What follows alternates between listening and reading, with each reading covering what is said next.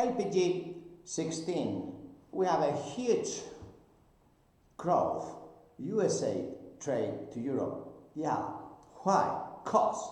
Then, how we adapt towards such trade? Right, let's recruit Asian seafarers, or why not from Jupiter? Well, we can really have Peruvian experienced officers. Why? Because many local flags failed. They put tax and they put bureaucracy.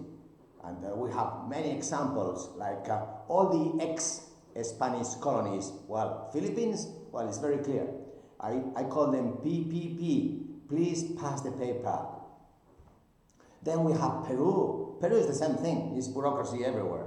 Yes, you need to do a payroll, and then in order to do that payroll, you need to go to Harvard, Stanford, you need to go to Princeton, and many different Oxford, Cambridge, world-class universities, and you will never get the right payroll. No, believe me, it's not possible. And then you have Inquisition. Inquisition will put you fines, yes, or tax.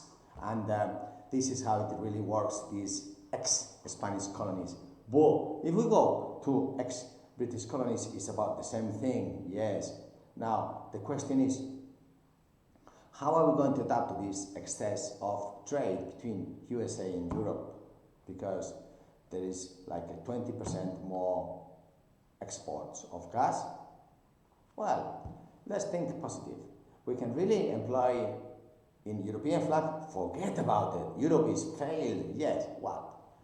Well, we all know that European flags are just in the bottom of the ocean, yes, with the carabella, yes, jellyfish is, yes, we call them blue bottles, yes, this is what the European flag is, yes, it really is dangerous. So, flag away from Europe. Now, let's have Panama, Liberia, Marshall, Bahama, Bermuda. Yeah, those are local flags for USA. So then we can have Peruvian officers and Latino ratings.